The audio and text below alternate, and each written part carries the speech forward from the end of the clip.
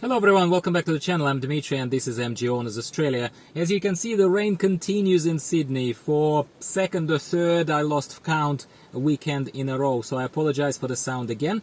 Hopefully you can hear me alright. Today is going to be an interesting video where you can treat it as a second half continuation of the topics that I brought to your attention in the previous video, where I encourage you to not repeat my mistakes operating dual clutch transmission of MG HS Essence.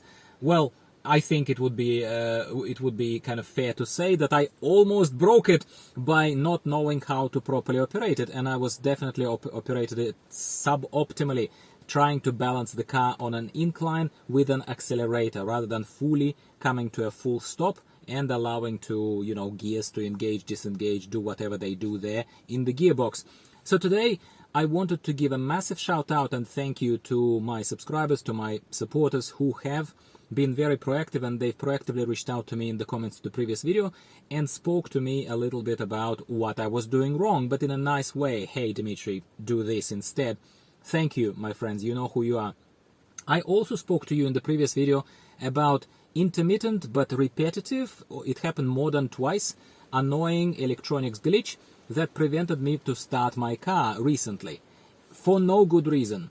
Somebody else in the comments brought to my attention a potential fix to this problem, which is what prompted creation of this video and this continuation of the topic. So first of all, I'll once again acknowledge of how to operate DCT, how to operate dual clutch transmission. If it also is your first vehicle of that kind, please don't break it. Please don't repeat my mistake. You come to a full stop. You come to a full stop. Your foot, so you are on the incline, you need to stop. You come to a full stop, you put your foot on the brake. That is just general method of operation. You do not try to balance the car's weight with the accelerator. That's just a flat out no. So whatever you do, you come to a full stop, then you start moving again. Now, as far as the electricals and as far as electronics here in the car is concerned, there is this lovely A marked button right next to your parking brake that is marked P. What you should be doing, and what I started doing now after reading those commands, thank you again my friends, is I leave this A on. I basically make sure that it's lit up when I'm driving. It shows lit up when I'm properly in motion, when I'm driving, right? This button needs to stay on, and it means that whenever the car comes to a full stop, whether or not you are, doing anything specifically for it or not, but it will engage the parking brake automatically for you. And as soon as you are ready to move again, you can even take your foot off the normal brake pedal, and as soon as you press the accelerator again, it will disengage the brake and the car goes into motion again. On the dashboard, when that mode is engaged, what happens here on the instruments panel, that's what I refer to when I say dashboard, you will also start seeing that little P, the kind of green circled P icon that basically reminds you that your parking brake is automatically engaged. The car is actually rather smart so far. When I tested this, when I obviously started trying to do it the right way, so the car is rather smart. It engages and disengages that automatic brake rather smoothly so far, so I haven't been particularly disappointed. That definitely solved a lot of my worries and a lot of my headache with the DCT specifically. And yes, so that is the way to do it. That is the way to do it. Engage the auto brake function, auto stop function, whatever it's called, and rely on it in the traffic. Do not balance the car with accelerator like I did, silly me. Now, speaking about these electronics glitches and stuff, someone in the comments basically expressed a theory, let's call it a theory, but it's a working theory right now, which I'm trying to check, and so far it's been working fine. I haven't had issues since I tried doing that. What that person said to me is that when the car refuses to start or starts pretending that something is wrong, but you cannot identify what's wrong. Why is it not starting? You're here, everything seems to be all right, it should be starting, but it's not.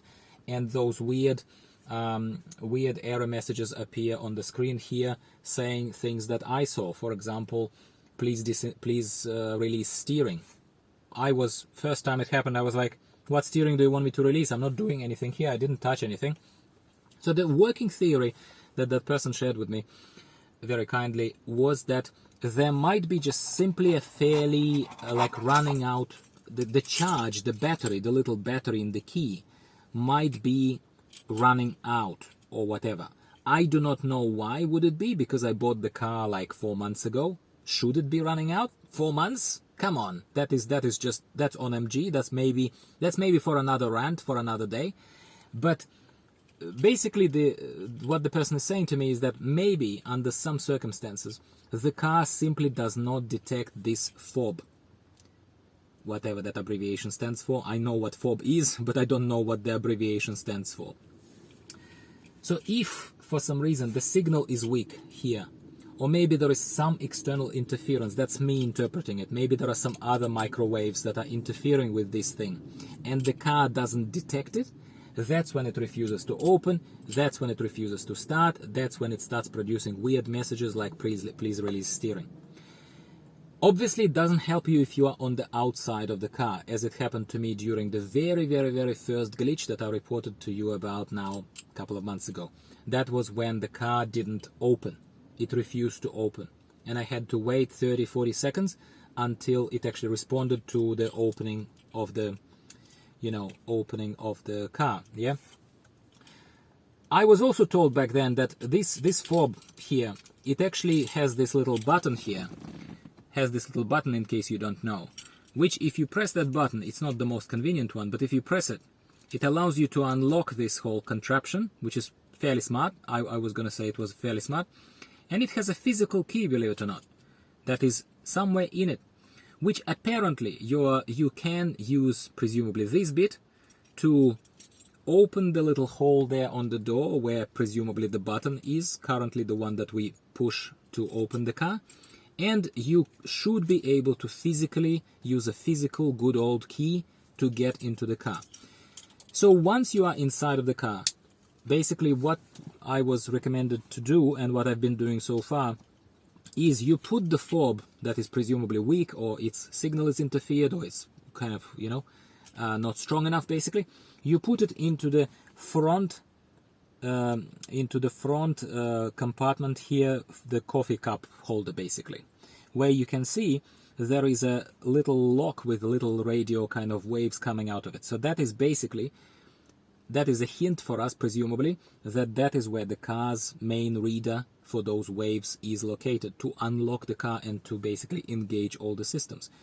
So presumably, however weak the battery is in this, and however much interference there is going on, if you put your fob into this compartment here, it is the closest to the reader that it ever will be. And that is what presumably would prevent those unnecessary glitches that come purely from the fact that the car could not read the signal. Very long story, I'm sorry, I'm a bit verbose as a person generally, both in terms of what I do professionally, and here I like talking in a verbose format. I'm not very brief and succinct, unfortunately. I have to get better at this. But these are the two things I really wanted to hammer home in this video and make sure that you, my friends, interpret my previous video properly.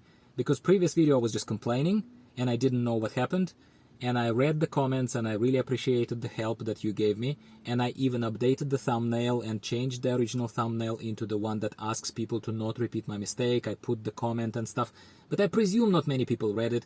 So if you missed the comments, but if you caught this video and listened to it, now I can, rest assured that you probably got the right message, and I'm not making you break your DCT, or I'm not complaining about MG in general undeservingly, because credit where credit is due. The car is good.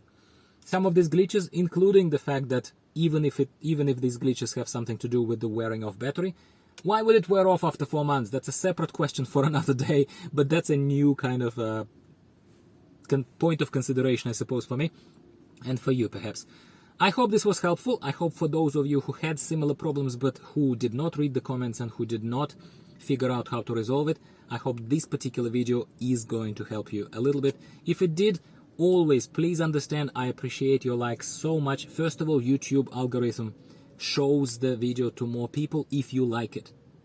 You like it, it thinks, oh, it's a good video, let me show it to other people. The more of us here, the merrier. It's good for my motivation, it's good for our growing club, and it's good for people to come here as a club and share these crowdsourced experiences. Because you might not know something, I might not know something, but my friends from England might know something, and they will talk to us, and other people will come to our little campfire in the woods, my friends.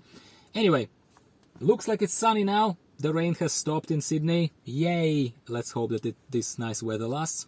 And I will be speaking with you again next time about something else, no doubt MG related next week. Thanks again. Have a good day. Talk to you soon. Bye for now.